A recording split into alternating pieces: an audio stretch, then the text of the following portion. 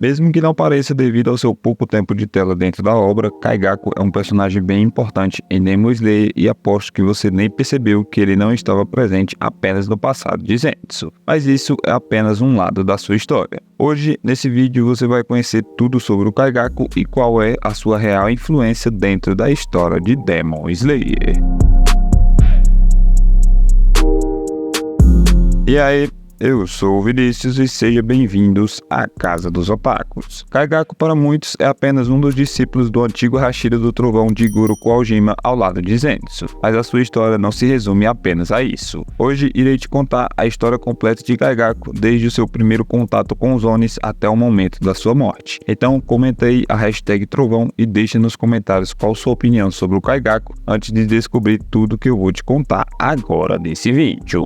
O início de tudo. Durante a quarta temporada conhecemos um pouco mais do Hashira da Pedra Gyomei Himejima e seu passado trágico. Ele contou para Tanjiro que ele era mentor de um templo que cuidava de crianças órfãos. Não foi falado por ele, mas uma dessas crianças era o Kaigaku. Kaigaku sempre foi uma criança difícil que comia restos e roubava para sobreviver. Certo dia, as outras crianças que faziam parte do templo acabaram pegando Kaigaku roubando o dinheiro do templo. E ele foi punido sendo retirado de lá e ordenado a voltar apenas próximo ao anoitecer. Mas Kaigaku acabou não voltando. Durante a noite, ele acabou se encontrando com um demônio como resultado desse seu comportamento travesso. Por medo e covardia, ele mostrou para o demônio faminto o templo, prometendo que ele seria capaz de devorar tudo que tinha lá dentro em troca de que ele o deixasse vivo. Ele também ainda ajudou o demônio apagando os incêndios de glicínia que Gyomei queimava todas as noites para manter os demônios da floresta afastados do templo. Como contado por Gyomei, 7 das 8 crianças acabaram morrendo durante esse ataque. Gyomei conseguiu salvar apenas Sayoko, socando o demônio com suas próprias mãos até o dia amanhecer.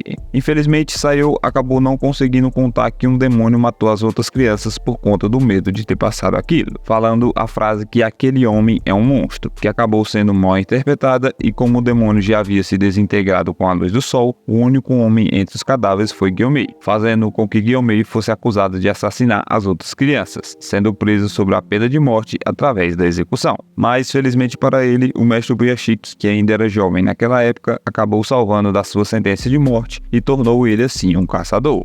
Devido sempre estar correndo perigo, Kaigaku desenvolveu a crença de que força e sobrevivência eram as únicas coisas que valiam a pena respeitar no mundo, e ele estava disposto a fazer qualquer coisa para implorar por sua vida. O início como um caçador. Sem um lugar para ir, Kaigaku acabou ficando sob os cuidados de Jigoro Kojima, o ex-Hashira e mestre da respiração do trovão. Jigoro foi uma figura positiva para Kaigaku, pois ele se propôs a se tornar um mestre da respiração do trovão, assim como seu mentor. Kaigaku sempre batalhou duro como estudante, até mesmo se tornando um aluno premiado. Ele ficou tão envolvido com sua determinação de se tornar o sucessor do seu mestre que não conseguia lidar quando Jigoro anunciou que ele teria 2 sucessores ao invés de um, sendo o outro sucessor o garoto chorão e covarde Zenitsu Agatsuma. Assim como fez com Kaigaku, Jigoro também adotou Zenitsu sob seus cuidados, resgatando ele de dívidas profundas e tornando ele um espadachim. Apesar do rigoroso regime de treinamento e métodos de ensino severo de Jigoro, Zenitsu acabou criando um laço familiar por ele, chegando até mesmo ao ponto de chamá-lo de vovô.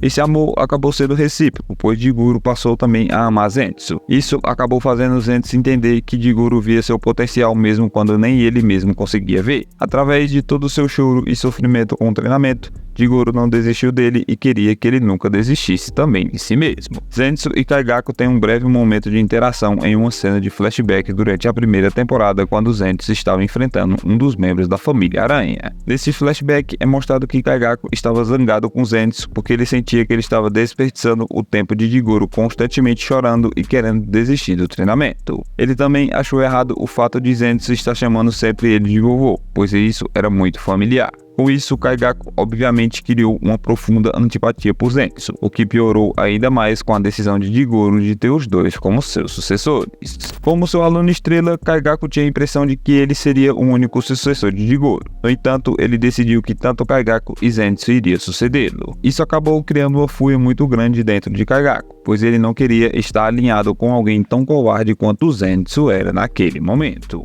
A traição de Kaigaku. Com o passar do tempo, Kaigaku e Zenitsu conseguiram se tornar caçadores, e desde então ele nunca mais havia aparecido na obra nem sido citado. Durante uma de suas missões, Kaigaku acabou cometendo aquele que era considerado o maior crime para um membro do esquadrão de exterminadores: se juntar aos demônios. Durante essa missão, Kaigaku acabou se encontrando com ninguém menos que Kokushibo, o Lua Superior número 1. E é óbvio que devido ao abismo de poder que existia entre os dois, Kaigaku seria morto sem nenhuma dificuldade. E foi aí que mais uma vez ele priorizou a si mesmo e a sua sobrevivência, aceitando assim se render a Kokushibo e se oferecendo voluntariamente a se tornar um dos demônios de Muzan. Seu pedido acabou sendo atendido e ele bebeu o sangue de Muzan, se tornando assim um mais novo demônio.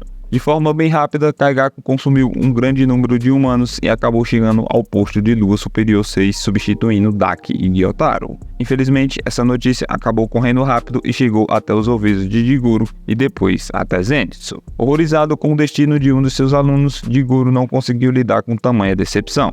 Seu pensamento era: como alguém que eu treinei para derrotar os demônios acabou se juntando a eles.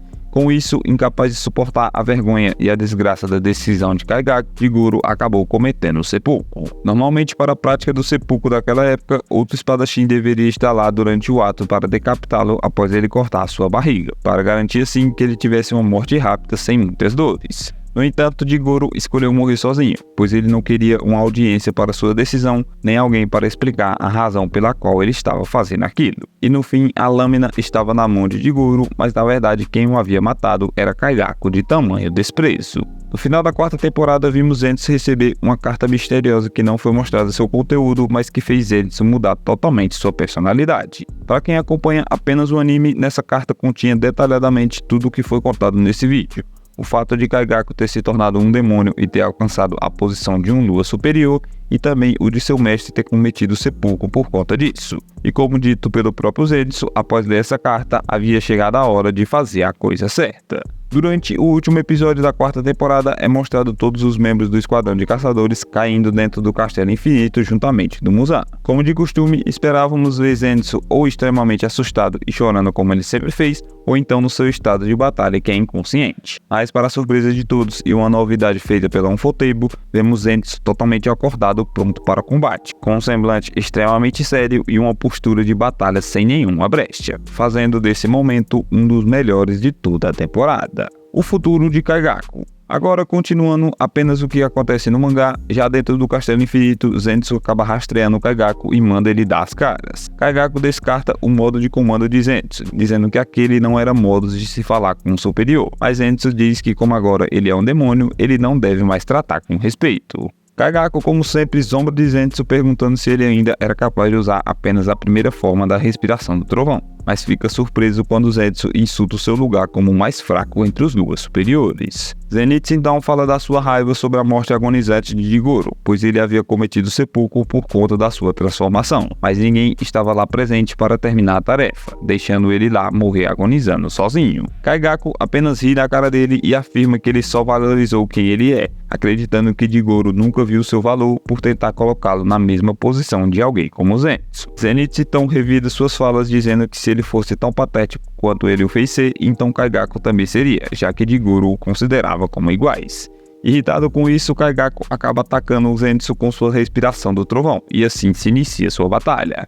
Mas para a surpresa de Kaigaku, Zenitsu agora é mais veloz que ele, e além de desviar do seu ataque, ainda faz um corte em seu pescoço. Relembrando seu encontro com Kokushibo e reafirmando sua crença de que tudo o que ele fez durante sua vida foi certo, Kaigaku então concentra sua raiva em Zenitsu e continua atacando ele. Zenitsu então fica surpreso ao ver os ataques consecutivos de Kaigaku e relaciona isso ao fato dele ter comido muitas vítimas durante esse curto período de tempo em que ele se tornou um demônio. E com uma sequência intensa de ataques, Kaigaku acaba derrubando Zenitsu através do Castelo Infinito. Observando o corpo de Zenitsu despencando o castelo abaixo, Kaigaku afirma que ele é diferente dele. Zenitsu então relembra de alguns momentos ao lado de Jigoro e revela seu novo poder, a criação da sétima forma da respiração do trovão, realizando um ataque tão rápido que foi capaz de decapitar Kaigaku sem que ele ao menos conseguisse enxergar o que estava acontecendo. Enquanto sua cabeça decapitada e o corpo inconsciente de Zenitsu caíam, Kaigaku fica surpreso com a criação de uma sétima forma por ele, e ele só consegue resmungar ao pensar que alguém mais fraco do que ele tinha alcançado assim tal feito.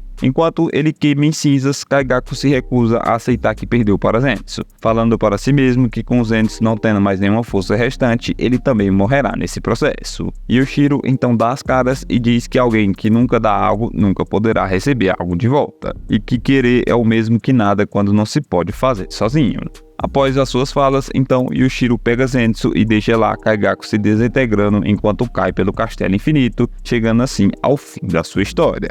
Essa foi a caminhada de Kaigaku dentro de Demon Slayer, de um prodígio de caçador e sucessor da respiração do trovão para um demônio desprezível e totalmente fraco. Comenta aí o que você achou sobre a história do Kaigaku e não esquece de deixar seu like e se inscrever no canal para não perder os próximos vídeos. Eu vou indo nessa, te espero no nosso próximo vídeo. Até lá, valeu!